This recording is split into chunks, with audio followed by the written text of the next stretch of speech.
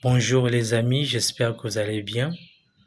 J'ai envie de parler de Newcastle. Newcastle qui s'est imposé hier soir face à Manchester United à St James Park sur le score de 2-1. Un match beau à regarder avec plein d'intensité. On a vu une équipe de Newcastle qui a été réduite à 10 contre 11 dès le temps additionnel de la première période.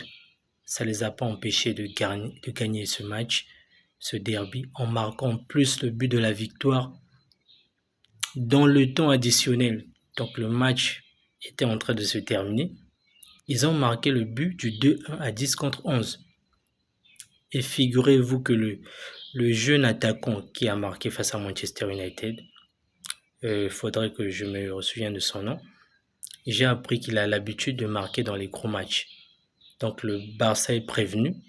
Je pense que Flick a dû regarder ce match, même s'il est peut-être encore sous le coup de l'élimination. Peut-être moins les joueurs. Les joueurs ont peut-être dû penser à autre chose ou faire autre chose.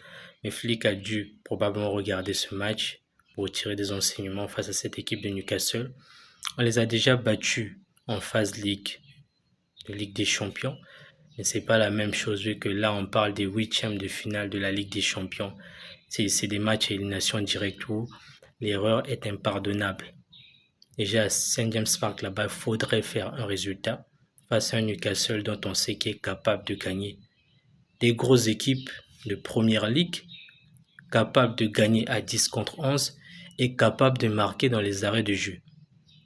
Capable de gagner en jouant toute une période à 10 contre 11. Donc, il faudrait s'en méfier.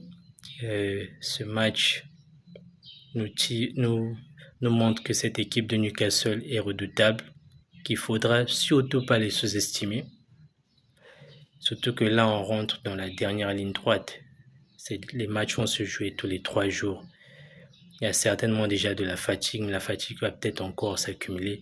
Donc les joueurs doivent bien se reposer. Ils doivent bien manger, bien dormir pour préparer au mieux ces grands rendez-vous.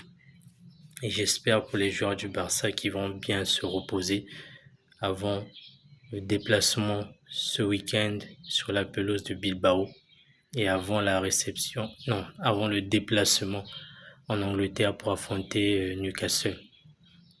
Donc voilà, je tenais à parler de cette équipe de Newcastle qui est belle à voir jouer et qui peut faire des résultats face à n'importe quelle équipe, que ce soit des grosses équipes de première ligue ou même en Europe en Ligue des Champions.